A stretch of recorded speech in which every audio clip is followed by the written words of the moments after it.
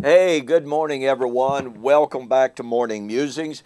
My name is Don K. Preston. I am the president of Preterist Research Institute of Ardmore, Oklahoma. I tell you, it is absolutely great to be back with you after spending the week at the Cancer Treatment Center in Tulsa, Oklahoma with my wife. This morning, I'm just going to kind of get caught up with a little bit of news and business, so to speak. First of all, I just want to thank so many of you who have expressed sympathy, love, concern, and offered prayers for my wife's health. The doctors at Tulsa were absolutely wonderful. The diagnosis and the prognosis at this time looks about as positive as we could hope. Two of the doctors told us that if a woman has to have breast cancer, that hers is the kind to have. So we are waiting on the results of one other test that were run on the Friday that we left. When we get that news, we will be planning the next step.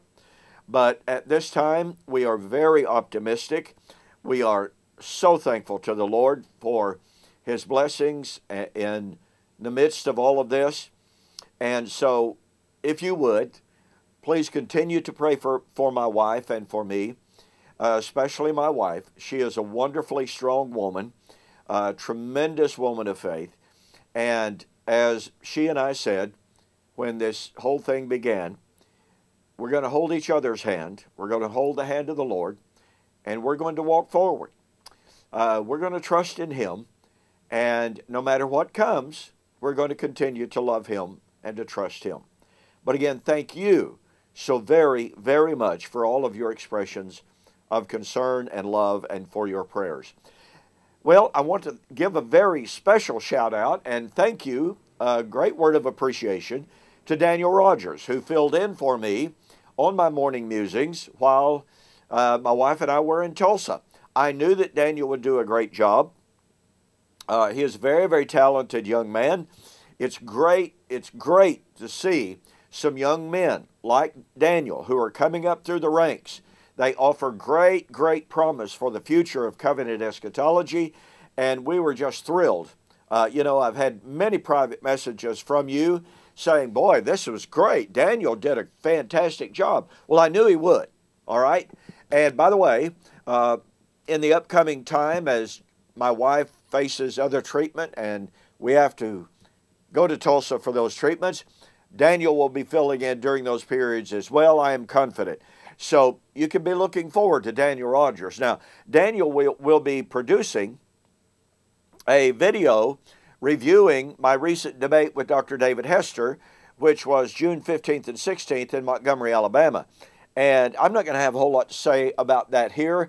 I was tremendously disappointed in Dr. Hester's approach to this debate. He was in 100% basically presuppositional in his approach. As I stated during the debate, Dr. Hester's second negative presentation was, without any doubt whatsoever, the very worst debate presentation I have ever heard in my life. And believe me, I've heard an awful lot of presentations. You will never hear a more presuppositional presentation. He simply got up and read one, quote, argument after another without offering one single word of exegesis. Well, if this is true, and if this is true, then Preston is wrong. This is true, therefore Preston is wrong. Mere assertions. Folks, that proves nothing whatsoever. And yet, Dr. Hester made some admissions in this debate. He made some arguments in this debate I couldn't hardly believe what I was hearing. He flipped and he flopped. He changed positions.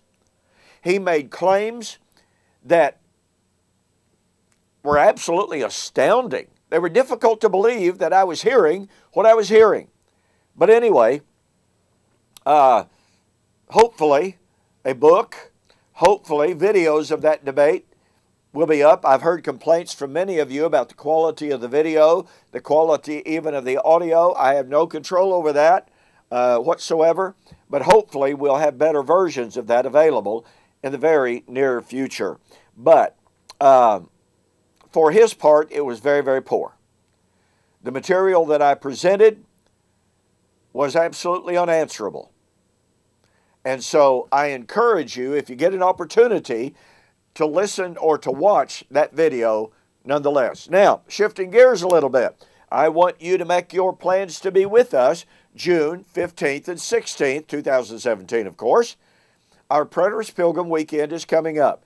And look, folks, our theme this year is the problems with postmillennialism. But the subjects that will be covered are absolutely marvelous topics when it comes to eschatology. We're going to have topics on the defeat of Satan, Daniel Rogers. We're going to have topics on our subject presentations on the new heaven and new earth, Holger Neubauer. Mike Sullivan will be showing us the absolute unity of the Olivet Discourse and how it refutes postmillennialism. William Bell will be discussing for us and with us the redemption of creation of Romans chapter 8. And I will be sharing lessons on Peter and the millennium and some other lessons as well. This is going to be great. These lessons will show without any doubt whatsoever that the end of the millennium was in AD 70. The millennium did not begin in AD 70. It ended in AD 70. Thus, postmillennialism is false. Well, okay, one final announcement. I'm absolutely thrilled. You know, we've got some great new books out. I'm going to be introducing another brand new book, a book by Jason DaCosta that we were privileged to produce, and I'm going to be telling you more about that very, very soon. Jason's been selling it already, but I'm going to be offering it to you as well. But I'm just thrilled to be able to introduce to you One Root, One Kingdom, All Nations. You know, our dispensational friends tell us that if you don't believe that national Israel remains God's covenant people today, you're guilty of replacement theology. And that is supposedly an absolutely abhorrent and unbiblical doctrine. Well, you know, as a matter of fact, some amillennialists and some postmillennialists do believe in the view that because of Israel's failure, God set her aside and established the church instead. Folks, that's a false doctrine. Israel's promises never failed. God was faithful to Israel. God loved Israel. God kept all of His promises to Israel. This book is an absolute 100% refutation of the dispensational charge of replacement theology. It is also a categoric rejection of the amillennial and the postmillennial view that Israel failed, that her promises failed, and that God established the church instead. This book, look, I want to tell you, I read a lot of literature. I'm not aware of another book like this anywhere.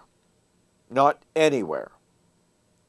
It's over 350 pages long, heavily documented from various sources, proving beyond a shadow of a doubt, folks, God kept His promises to Israel.